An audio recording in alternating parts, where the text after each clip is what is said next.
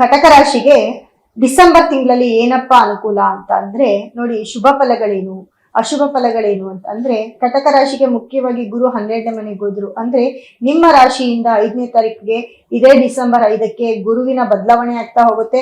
12ನೇ ಮನೆಯಲ್ಲಿ ಗುರು ಹೋಗಿರೋದ್ರಿಂದ ಎಲ್ಲ ಒಂದ್ ಕಡೆ ಕೆಲಸ ಕಾರ್ಯಗಳು ಸ್ಟಕ್ ಆಗಿರುತ್ತೆ. ಬಂದಾಗ ಒಂಥರ ಅಂದ್ರೆ ಹಿಂದಕ್ಕೆ ಹೋದಾಗ ಒಂಥರ ಪ್ರಾಬ್ಲಮ್ ಆಗಿರುತ್ತೆ. 2ನೇ ಮನೆಯ ಅಧಿಪತಿ ಸೂರ್ಯ ಬಂದು ನಿಮ್ಗೆ 25ನೇ ತಾರೀಕುವರೆಗೂ ನಿಮ್ಗೆ ವೃಶ್ಚಿಕ ರಾಶಿಯಲ್ಲಿ ಇರ್ತಾರೆ. 25ನೇ ತಾರೀಕಿನ ನಂತರ ನಿಮ್ಗೆ ಧನಸ್ಸು ರಾಶಿಗೆ ಬರ್ತಾರೆ. ಧನಸ್ಸು ರಾಶಿಗೆ ಸೂರ್ಯ ಬರೋದ್ರಿಂದ ಜೊತೆಗೆ ನೋಡಿ, ನಿಮ್ಮ ಒಂದು